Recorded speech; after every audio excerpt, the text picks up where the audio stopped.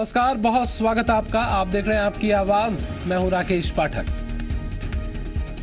आज मध्य प्रदेश का साल 2016-17 का बजट वित्त मंत्री जयंत मलैया ने सदन के पटल पर रखा है। बजट से पहले आम आदमी के हिस्से की उम्मीदें और बजट के बाद उनके जमीन पर उतरने की चर्चाएं होना लाजमी है। वास्तव में ये बजट मध्य प्रदेश के हर सेक्टर के लोगों के लिए कैसा रहा, इस पर एक चर्चा भी बनती है। तो आपकी आवाज में आज विस्तार से चर्चा मध्य प्रदेश के इसी बजट की।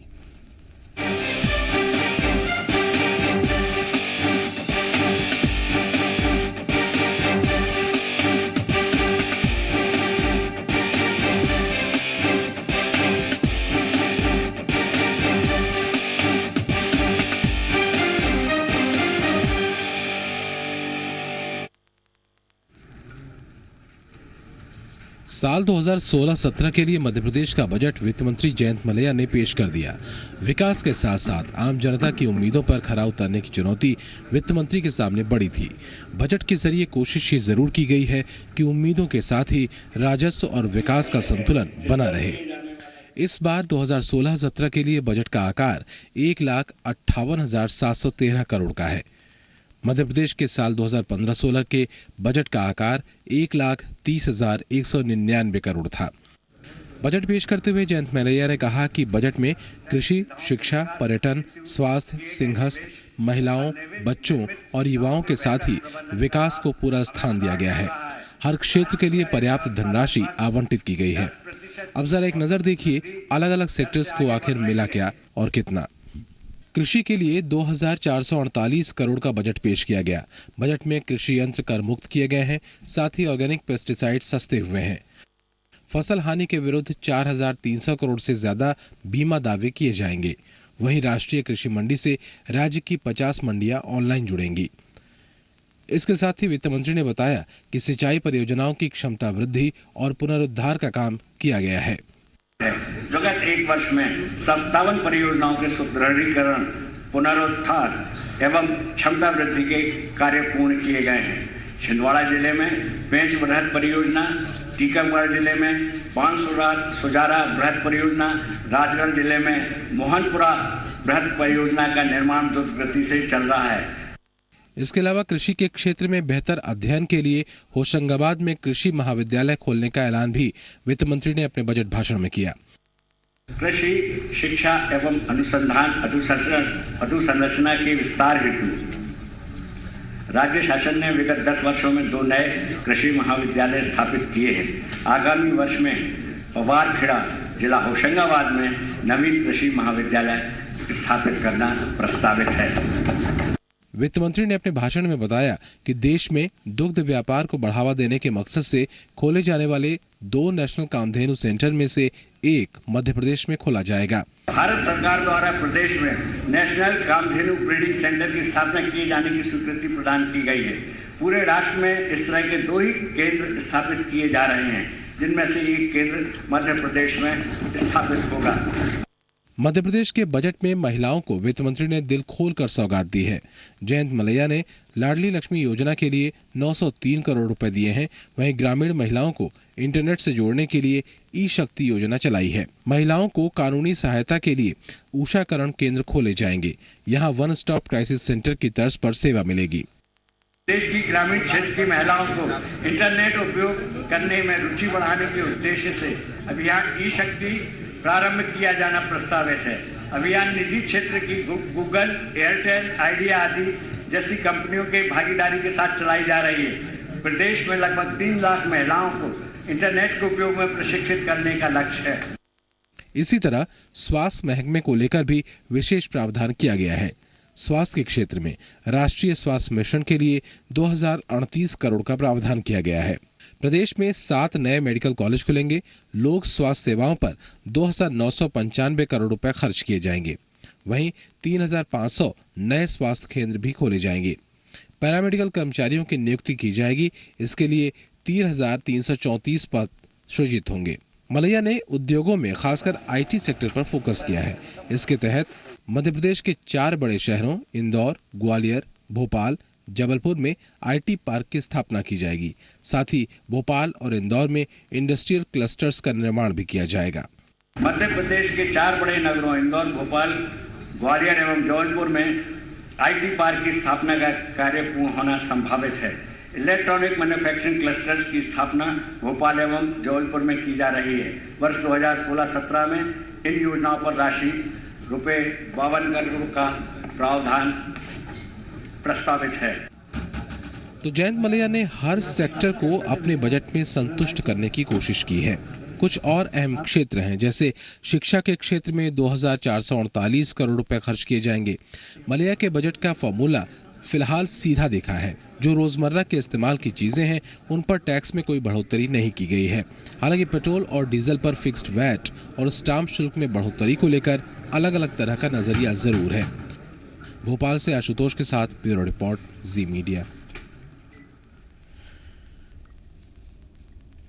वहीं मुख्यमंत्री शिवराज सिंह चौहान ने बजट की तारीफ की है और इसे एक क्रांतिकारी बजट कहा है जिसमें सभी वर्गों का ख्याल रखा गया है। परिस्थितियों में जब सारी दुनिया में रिसेशन का दौर है और अर्थव्यवस्था संकट के दौर से गुजर रही है, तब मध्य प्रदेश में हमारे वित्त मंत्री जी ने एक क्रांतिकारी बजट प्रस्तुत किया है। मध्य प्रदेश अब 1.5 लाख करोड़ से ज्यादा बजट वाले गिने चुने राज्यों की सूची में शामिल हो गया है। बुद्धिमत्ता पूर्वक संसाधन जुटाए हैं, संसाधन बढ़ाए हैं और ये बजट विकास को तेज गति से पटरी पर दौड़ाने वाला बजट है। तो चर्चा करेंगे इस बजट को लेकर के। क्या कुछ सवाल उठते हैं, क्या कुछ संभावनाएं बनती दिखाई देती हैं, खास करके तब जब संतुलन की बात हो। विकास करना जरूरी है, राजस्व को हासिल करना भी जरूरी है और साथ ही अपेक्षाओं को भी पूरा करना है। तो जिम्मेदारी कई स्तरों पर वित्त मंत्री की बढ़ जाती है। हमारे साथ खास मेहमान जुड़ चुके हैं। डॉक्टर सुधा मलैया हमारे साथ जुड़ी हुई हैं, राष्ट्रीय सचिव हैं बीजेपी की और साथ ही वित्त मंत्री जयंत मलैया साहब की पत्नी हैं। बहुत स्वागत डॉक्टर सुधा मलैया आपका। और साथ ही हमारे साथ गिरिजा शंकर जी जुड़े हुए हैं, वरिष्ठ पत्रकार हैं। आप दोनों लोगों का बहुत स्वागत। डॉक्टर सुधा मलैया, मैं सबसे पहले तो आप ही के पास आऊंगा। किस तरीके से आप इस बजट को देखती हैं और खास करके अपेक्षाओं, विकास की गति और साथ ही एक संतुलन बनाने की स्थिति को अगर साथ में रख करके देखा जाए तो?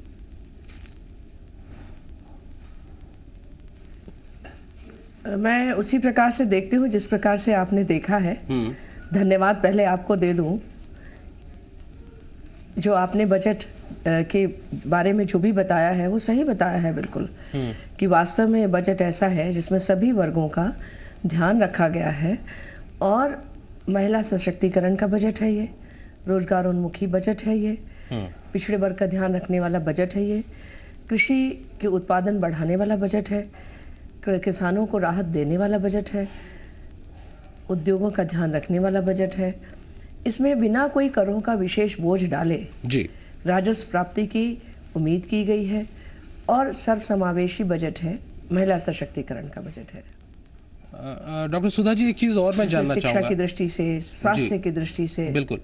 जब आप कुछ एक सेक्टर्स ऐसे लगते हैं कि जहां पर थोड़ा सा और आप एक चूंकि एक जिम्मेदार नेता भी हैं, आपको लगता है कि कुछ और थोड़ा सा कुछ सेक्टर्स में अगर और हो जाता तो ज़्यादा बेहतर होता, जैसे स्वास्थ्य को लेकर के और खास करके बुनियादी शिक्षा को लेकर के जो एक बात कही जाती है कि थोड़ा सा वहां पर और। देखिए, स्वास्थ्य में पहले ही मध्य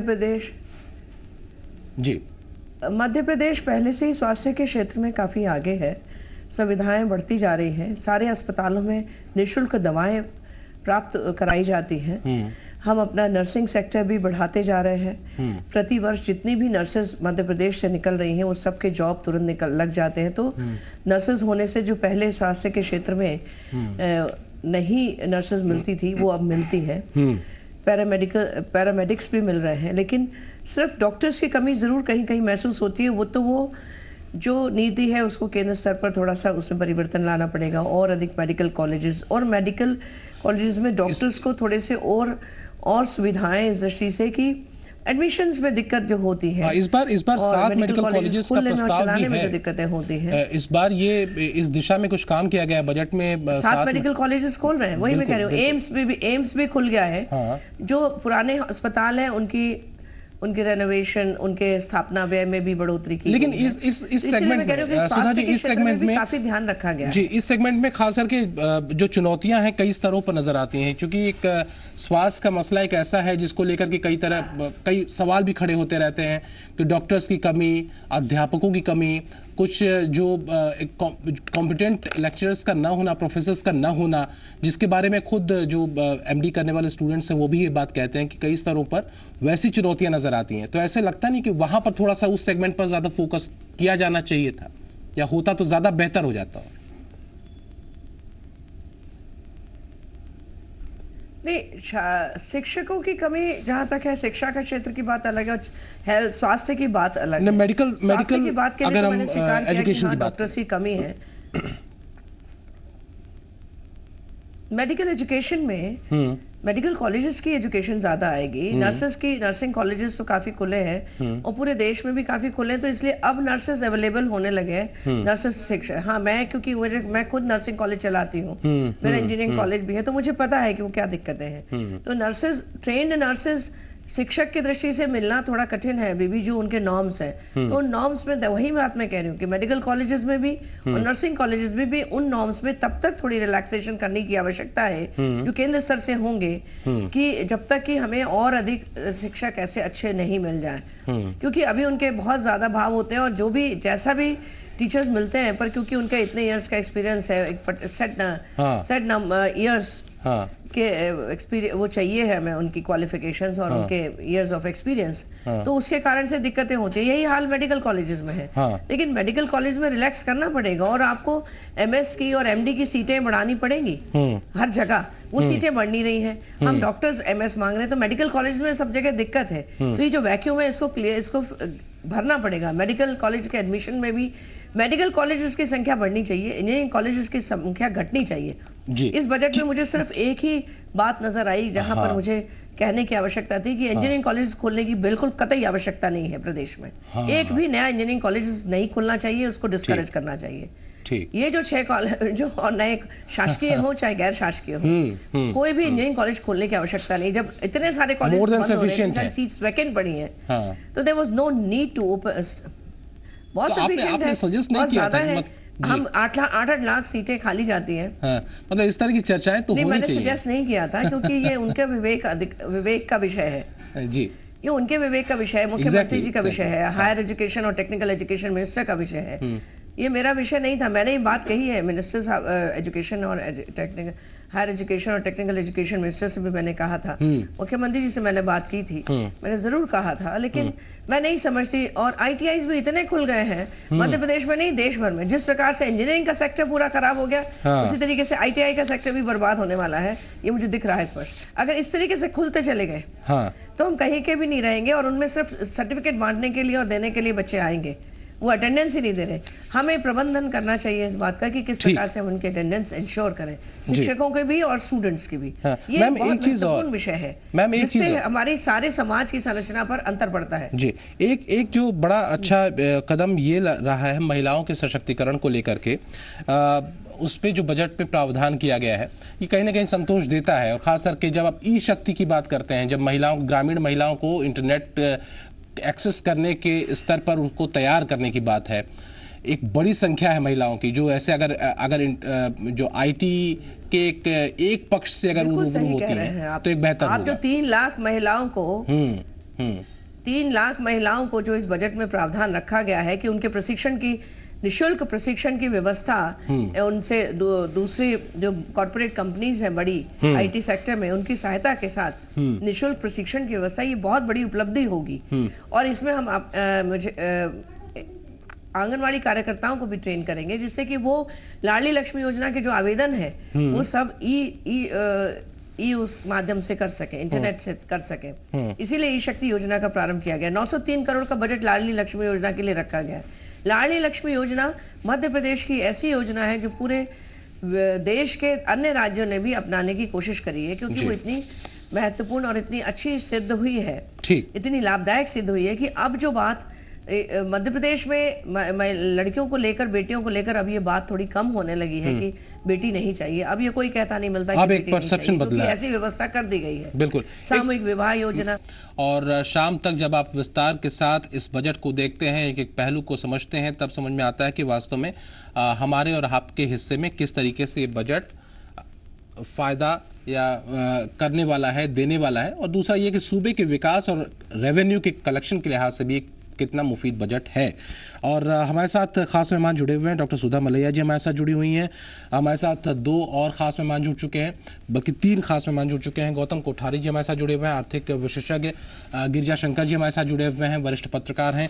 और कमलेश्वर पटेल हमारे साथ जुड़े हुए हैं, कांग्रेस के विधायक हैं। बहुत स्वागत आप सभी लोगों का। और साथ ही ग्वालियर से हमारे साथ शरद श्रीवास्तव, जी मीडिया संवाददाता। डॉक्टर सुधा मलैया से चर्चा बहुत विस्तार से हुई है ब्रेक पर जाने से पहले, कि खास करके स्वास्थ्य और शिक्षा, महिलाओं के मद्देनज़र किस तरीके से बजट में ध्यान रखा गया है। गौतम कोठारी जी, मैं आपके पास आऊँगा। एक आर्थिक विशेषज्ञ के तौर पर आप इस बजट को कैसे देख रहे हैं और किस तरीके से अलग अलग हम पैरामीटर्स पे बात करें, रेवेन्यू कलेक्शन की बात करें, एक विकास की बात करें, संतुलित विकास की बात करें और लोगों की अपेक्षाओं की बात करें, कहाँ खड़ा होता है बजट? कठिन चुनौतियों के बीच में बनाया गया ये बजट कुछ संतुलित है। विभिन्न वर्गों को अलग अलग रूप से कहीं राहत भी दी गई है, कहीं रेवेन्यू के लिए कुछ प्रयोग भी किए गए हैं। इस बजट में सबसे पहले मैं ये बताना चाहूँगा कि जो उद्योग जगत है वो सरकार की माली हालत और कठिन परिस्थितियों को देखते हुए इस बात से आशंकित था कि उस कहीं ना कहीं टैक्सों की भारी मार पड़ने वाली है। लेकिन भला हो मलैया जी का कि उन्होंने ऐसी कोई मार लगाई नहीं है उद्योगों पर। निश्चित रूप से जो हमारा पीथमपुर औद्योगिक क्षेत्र है, वहाँ पानी की समस्या उन्हें बताई गई थी। उन्होंने 300 करोड़ रुपए उसके लिए प्रावधान कर दिए। भारी वाहन उद्योग पीथमपुर में ही है। हाँ। और वो भारी वाहन उद्योग संकट के दौर में गुजर रहे थे। हाँ। उनको 1% वैट में छूट दी गई है। हाँ। वहीं जो दूसरी ओर ये देखा जाए तो दूसरे जो टैक्सेस बढ़े हैं उसमें सिर्फ एक टैक्स जो है वो थोड़ा कष्ट देने वाला है, वो है प्लास्टिक पर।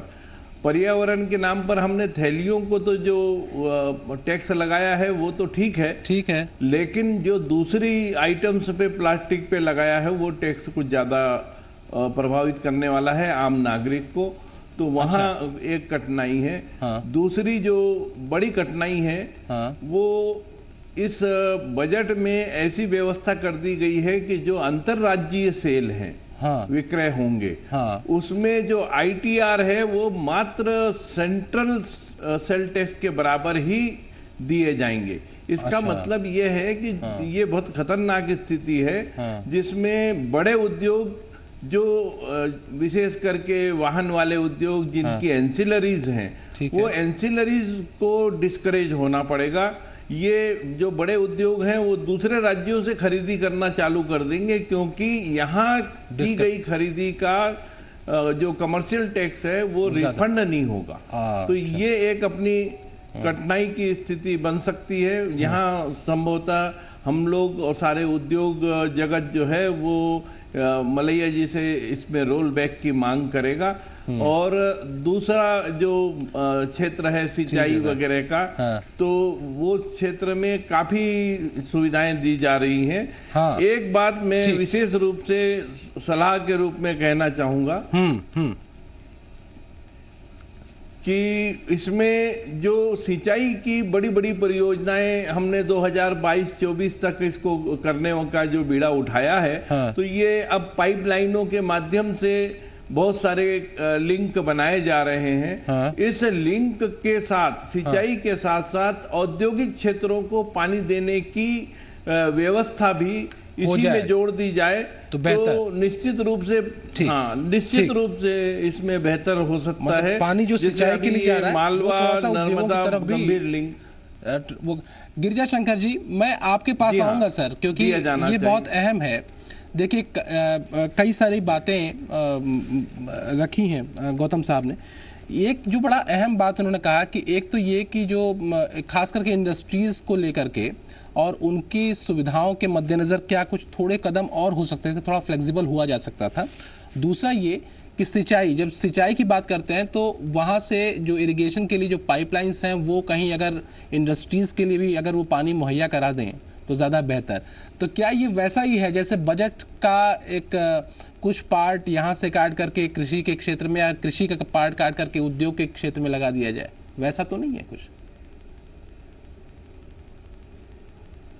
नहीं, देखिए बजट अभी प्रस्तुत हुआ है, बजट पास नहीं हुआ है। हाँ। और हम लोग जो यहाँ पर चर्चा कर रहे हैं, हाँ। आने वाले दिनों में विधानसभा के अंदर विधायक लोग इस पर चर्चा करेंगे। हाँ। और चर्चा के बाद हो सकता है कि कुछ परिवर्तन बजट में वित्त मंत्री जी करना चाहें, तो इसलिए इन चर्चाओं का बहुत महत्व है।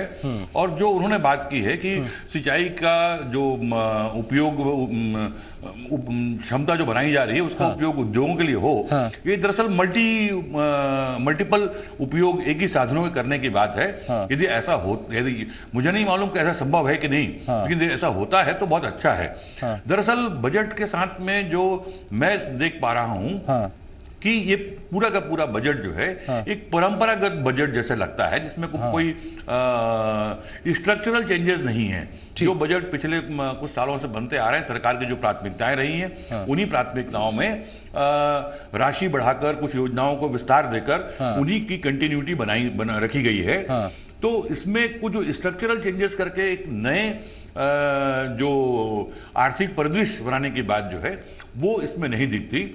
आय बढ़ाने के साधन जी, ये मुझे बहुत ताजुब हो रहा है और मैं बधाई दूंगा इस बात को लेकर कि ऐसी स्थिति में जबकि सेंट्रल गवर्नमेंट से बहुत सारी स्कीम्स के पैसे आने बंद हो गए, बहुत सारा पैसा जो सेंट्रल गवर्नमेंट से मिलता था उसमें कटौती हो गई, उसके बावजूद वित्त मंत्री ने इस बजट के आकार को पिछले बजट से 30,000 करोड़ बड़ा बनाया है।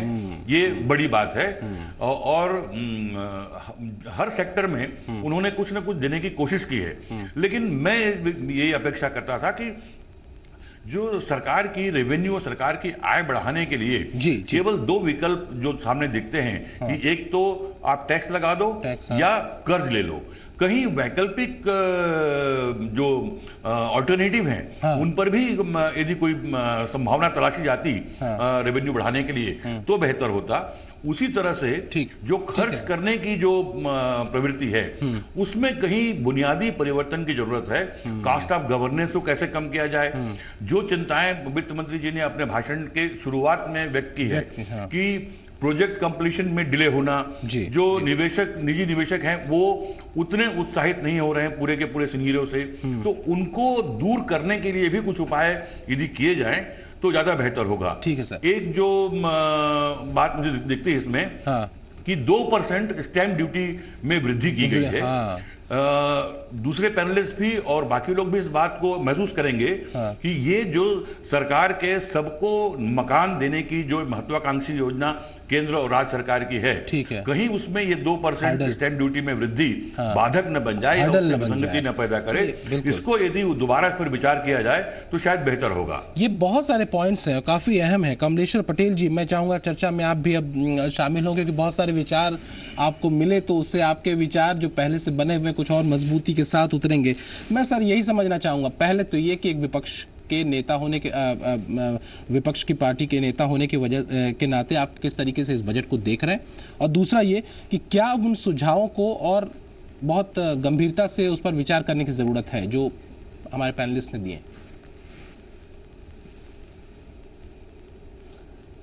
देखिए, ये जो बजट आया है पूरी तरह से नीरस है, उबाऊ है। और सबसे बड़ी बात तो ये है कि आज मध्य प्रदेश में महंगाई बहुत ज़्यादा है, और जो समझते हैं कि जो भारत देश में महंगाई मोदी सरकार के दौर में शुरू हुई है उसको आम जनता के जेब से ही वसूलने की पूरी कोशिश की गई है। उसमें कहीं ऐसा नहीं दिखाई दे रहा है कि महंगाई कम होगी। ये बहुत चिंता का विषय है। दूसरा, आप देखेंगे किसानों के लिए जो फसल बीमा योजना का उल्लेख किया है, जितना प्रावधान किया है, इसमें ये क्लियर नहीं है कि जो आरबीसी के तहत जो राहत राशि मिल रही थी वो मिलेगी कि नहीं मिलेगी। ये बड़ा चिंता का विषय है। तो बहुत सारी चीजें क्लियर नहीं हो रही है और मुझे जहां तक समझ में आ रहा है कि अगर 3-4 वर्षों का बजट देखेंगे तो वही की वही चीजें रिपीट है, नया कुछ भी नहीं है। और सच एक ही चीज नया देखने को जो सबसे ज्यादा अहम है कि जो मध्य प्रदेश सरकार को 3% जो अभी तक कर्ज में थी मध्य प्रदेश सरकार, जो लेने की एक सीमा थी 3% तक, उसको और 3.5% लेने के लिए केंद्र सरकार से अनुमति चाहिए है। ये बड़ा महत्वपूर्ण विषय है क्योंकि प्रदेश सरकार पूरी तरह से कर्ज में डूब चुकी है और इससे ज्यादा कोई सीमा भी नहीं है। अब इससे ज्यादा कर्ज लिया भी नहीं जा सकता। तो मुझे नहीं समझ में आता कि ये कैसे करेंगे, क्या करेंगे। सिर्फ आंकड़ों का खेल दिखाया है। तो आप अगर बात करेंगे केंद्र की योजनाओं का, केंद्र की जो योजनाएं है उसमें 30% कटौती हो गई है। तो कैसे मध्य प्रदेश सरकार जो डेवलपमेंट के काम हो रहे थे उसको किस तरह से आगे लेके जाएगी, ये बड़ा चिंता का विषय है। ये आपके लिए चिंता का विषय है, ठीक है। डॉक्टर जी बिल्कुल, मैं डॉक्टर सुधा मलैया जी के पास चलूंगा। कुछ चिंताएं जी डॉक्टर सुधा जी, हाँ जी बताएं। मैं कमलेश पटेल जी की चिंता के थोड़ी सी बताऊं उनको कि जब 2004 और 5 में पहले की जो सरकार द्वारा जो छोड़ी गई देनदारियां थी उनके समाधान के लिए भी हमें ऋण लेना पड़ा था। उसके बाद 2005 से 6 तक, उस वर्ष से लेकर 10 वर्षों में 2014 और 15 तक हमारी सरकार ने कुल 49,779 करोड़ का ऋण लिया और इसी अवधि में हमने इंफ्रास्ट्रक्चर डेवलपमेंट के लिए 63,488 करोड़ का पूंजी निवेश भी किया। इस निवेश से प्रदेश की जीएसडीपी रुपये 1,24,276 करोड़ से बढ़कर 5,08,006 करोड़ हो गई। उसके बाद 2004 की स्थिति में राज्य पर ऋण भार उसके जीएसडीपी का 36.32% था। वह 31 मार्च 2015 की स्थिति में घटकर 18.70% रह गया। इस तरह किए गए ऋण का सही उपयोग किया गया और हमारे भाई साहब कमलेश पटेल जी कह रहे हैं कि ऋण में कर्जे में डूब गया है। भैया तुम्हारे समय तो 10 साल तक 36% कर्जे में डूबा रहा। अब आज हमने इतना बड़ा इंफ्रास्ट्रक्चर डेवलपमेंट भी किया है, इतनी सारी सड़कें बनी हैं, इतने सारी अभी सड़कें 5,000 किलोमीटर सड़क और बनाने का इस वर्ष के बजट में प्रावधान है। आपने क्या इंफ्रास्ट्रक्चर डेवलपमेंट किया था? आपने क्या ऐसी सामाजिक सरोकार से संबंधित योजना चालू की जिसके लिए आपके प्रदेश की प्रशंसा होती? आपने कौन सा ऐसा काम कर दिया था? आज उद्योग के क्षेत्र में भी सुधा जी, पीतमपुर में पेयजल की समस्या का निराकरण किया। उज्जैन में हमने विक्रम जी सुधा जी वो एक बार रिस्पॉन्ड कर दें आपकी जो सवाल है उस पर। और मेरे ख्याल से वो 7,000 देखिए जो मलैया मैडम बोल रही है 3,022 मलैया मैडम को कमलेश जी मुझे इस बात का भी ध्यान देना चाहिए कि किस तरह अगर हम दाल से शुरुआत करें 3,022 करोड़ नहीं ऐसा नहीं होता मैडम कि आप जब पैनल में बैठिए आप हमारी भी बात सुनिए, हमारी भी मध्य प्रदेश सरकार आंकड़ों का खेल ही तो चल रहा है इस सरकार में सिर्फ आंकड़ों का खेल चल रहा है मैडम। इस सरकार में सिर्फ आंकड़ों का खेल चल रहा है। आप अगर बात करेंगे अस्पतालों में डॉक्टर नहीं है, आप प्राथमिक स्वास्थ्य केंद्र से खोलने की बात कर रही है, जिला चिकित्सालय को अपग्रेड करने की बात कर रही है, सपोर्टिंग स्टाफ नहीं है, कोई सिस्टम नहीं है, स्कूलों में प्राध्यापक नहीं है, विषयवार विशेषज्ञ नहीं है, महाविद्यालयों में प्राध्यापक। एक रिस्पांस मैं आऊंगा आपके पास। ये मुझे लगता है कि इस तरह के कन्वर्सेशन में हम कुछ कॉन्क्रीट रिजल्ट तक नहीं पहुंच पाएंगे। चर्चाओं के इस दौर को आगे बढ़ाएंगे, लेकिन और क्या क्या खास बात रही इस बजट में, जरा उस पर भी एक नजर डालिए।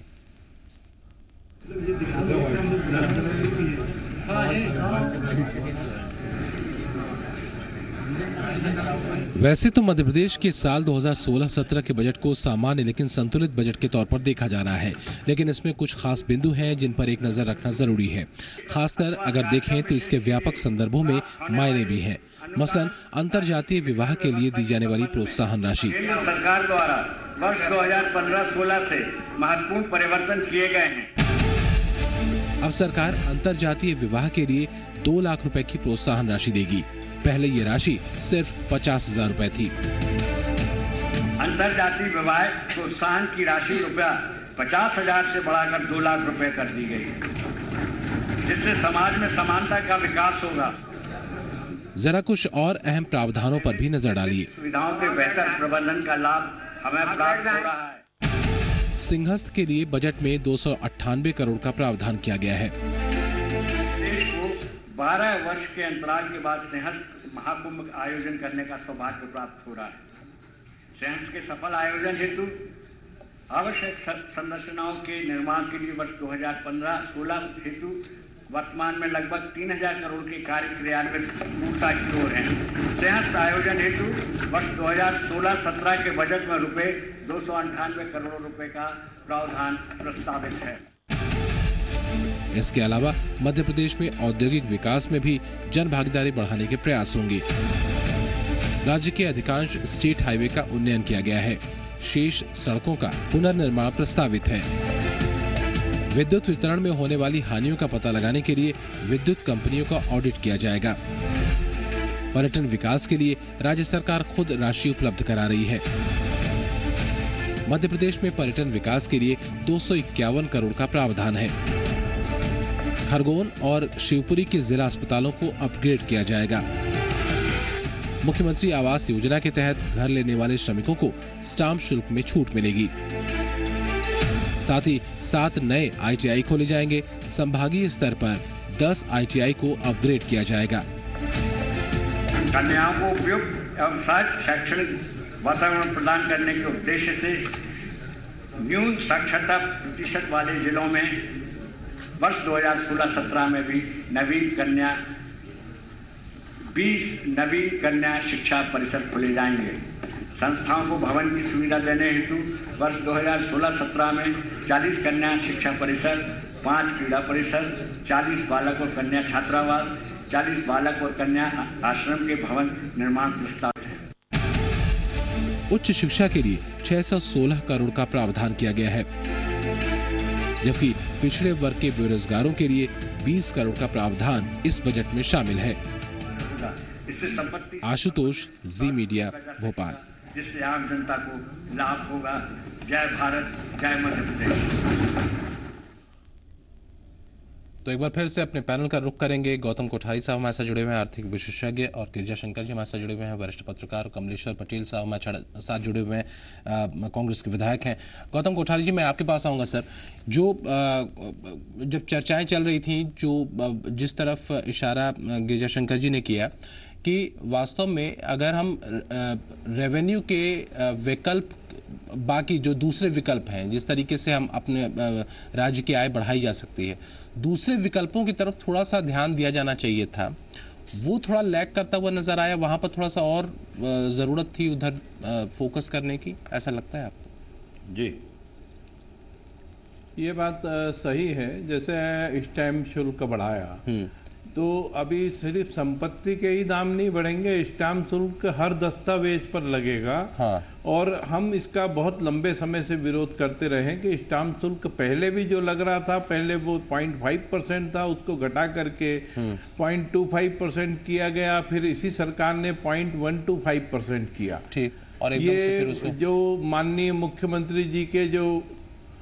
मुख्यमंत्री जी ने जो पंचायत लगाई थी लघु उद्योगों की, उस पंचायत में इस बात को स्वीकार किया गया था कि स्टैम्प ड्यूटी बहुत ज़्यादा है, इससे उद्योगों के ऋणों पर जो प्रभाव पड़ रहा है, वो ऋण महंगे हो रहे हैं और उद्योगों को कठिनाई आ रही है।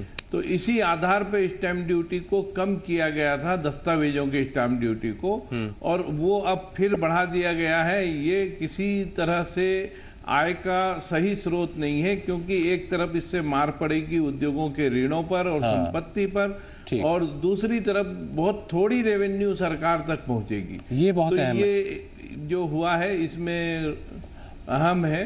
पटेल साहब, बात मैं सुधा मलैया जी की एक बात से असहमत हूं। उन्होंने कहा कि ITI की भी हालत खराब होने वाली है, जबकि आईटीआई तो स्किल डेवलपमेंट के सेंटर्स हैं। हाँ। और इनको अपग्रेड करने की जरूरत है। इस बजट में भी अपग्रेड करने की कुछ व्यवस्था है, प्रावधान किया गया है इसका। तो अभी 11 आईटीआईज हैं जिनको कि अपग्रेड किया जाएगा, प्रावधान किया गया है।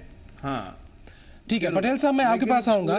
आपके हिसाब से आईटीआई को ठीक है सर, कमलेश्वर पटेल जी, आपके हिसाब से और क्या लगता है कौन से ऐसे सेक्टर रहा? ठीक है कि आप बहुत ज्यादा आप कह रहे हैं कि ये बहुत नीरस है, उबाऊ है, तो कौन सा वहां पर सेंसेशन ऐसा हो जाना चाहिए था जो जिसमें कि एकदम से एंटरटेनमेंट आ जाए?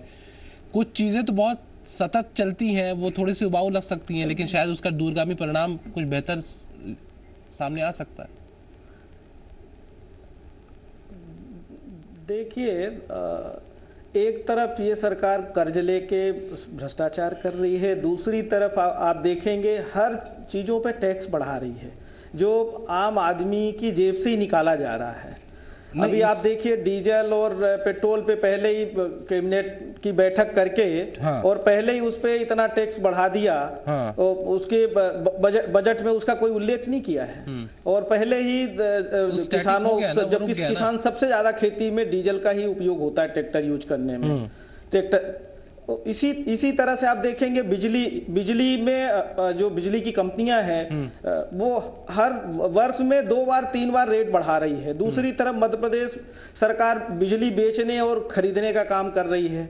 तो ये सस्ती क्यों नहीं किसानों को मिल रही है?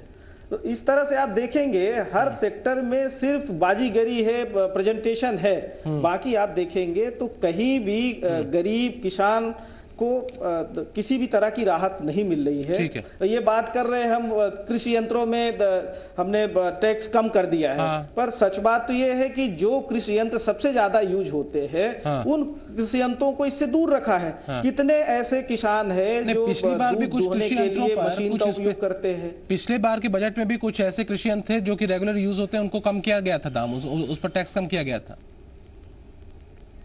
वो पिछली बार भी ऐसे ही कृषि यंत्रों पे कम किया गया था जो कभी 4-6 साल में एक आध बार किसान खरीदता है। तो किसी आप देखिए महंगाई का, अगर आप देखें 180 रुपए 140 रुपए दाल अभी भी बाजार में बिक रही है। नहीं, ये अच्छी बात है कि अगर आप कांग्रेस अगर महंगाई के बारे में गंभीरता से सोच रही है जाते हैं तो ये ट्रांसफॉर्मेशन अच्छा है। इस ट्रांसफॉर्मेशन के लिए तो आपको धन्यवाद के पात्र हैं। कम से कम आपको 3-4 सालों में ये समझ में आ गया कि महंगाई भी कोई। दूसरा आप देखेंगे, ठीक है गिरिजाशंकर जी, मैं आपके पास आऊंगा। सर ये जो है जो आप देख कई सारे पॉइंट्स रखे हैं, पटेल साहब ने भी रखे हैं, गौतम कोठारी साहब ने भी रखे हैं, लेकिन एक सर अहम बात यह है कि जो आम व्यक्ति अपेक्षा करता है कि ठीक है बहुत ज़्यादा एकदम अफलातून कुछ ना हो जाए, लेकिन जो चीज़ें हैं जो उसके बजट को न बिगाड़ें कम से कम, क्या इस बजट में कोई ऐसा रिफ्लेक्शन है या फिर रिफ्लेक्शन की गुंजाइश है आगे थोड़े आने वाले समय में इंफ्रास्ट्रक्चर के स्तर पर भी और हमारे और आपके बचत के हिसाब से भी? सर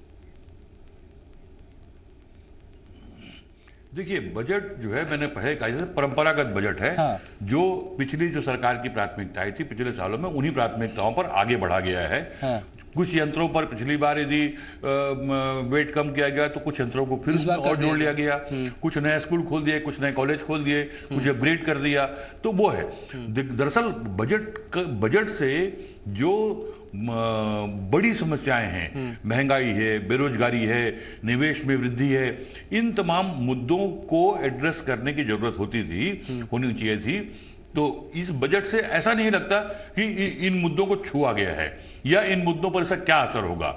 अभी जैसे कोठारी जी ने कहा कि जो जिन उद्योगों को ATR कम कर दिया गया है, बढ़ा दिया गया है, एक चीज तो उससे इंजीनियरिंग प्रभावित होंगी। जी सर, फिर एक सवाल जहन में आता है कि आखिर इस तरह का बजट रखने के पीछे क्या मकसद है? क्या वास्तव में हम उस स्तर पर नहीं है, हमें बहुत संभल के चलना है क्योंकि आर्थिक स्थिति हमारी ऐसी नहीं है, या फिर हम उस दिशा में सोच नहीं पा रहे हैं, उस दिशा में हम अपने आप को एक्सेलरेट नहीं कर पा रहे हैं?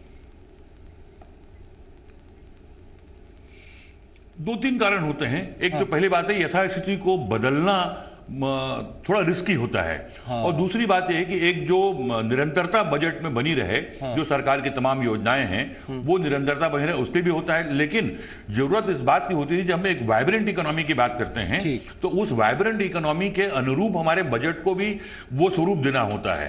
तो वो जो बदलाव है, स्ट्रक्चरल चेंजेस की बात जो मैं कर रहा हूं, वो इसलिए जरूरी है। और अभी जो प्रस्ताव बजट में रखे गए हैं, यहां भी चर्चा हुई, यहां भी लोगों ने बात की, कई और फोरम पर इस बात हो रही है। और जो इसके प्रभाव या दुष्प्रभाव जो सामने चर्चाओं में आ रहे हैं, मुझे लगता है कि वित्त मंत्री जी को उन तमाम जो अनुभव लोगों के हैं उनको समाहित करते हुए आवश्यक जो संशोधन बजट प्रस्ताव में करना चाहिए, बजट पारित होने के पहले शायद वो इस दिशा में सोचें तो ज्यादा बेहतर होगा। बहुत बहुत शुक्रिया। और यकीनन इन चर्चाओं के दौर से कम यही अपेक्षा भी की जाती है कि जो भी सकारात्मक पॉइंट्स या सुझाव या सलाह अगर दी जाती है वो किसी भी चर्चा के दौर में किसी भी पक्ष से आए, अगर उसको समाहित कर लिया जाए और उससे एक बेहतर स्थिति बनती है तो इससे बेहतर अच्छा कुछ और हो नहीं सकता। बहुत शुक्रिया आप सभी लोगों का। पटेल साहब बहुत शुक्रिया आपका, गिरिजा शंकर जी बहुत शुक्रिया आपका,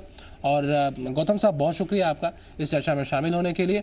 तो अहम यही है फिलहाल इस बजट से आगे कैसे स्थितियां बदलती हैं और जो बजट जो प्रस्ताव जो संशोधन की बात होगी उसमें क्या कुछ नए बदलाव हो सकते हैं, इस पर नजर रहेगी। फिलहाल आपकी आवाज़ में बस इतना ही। नमस्कार।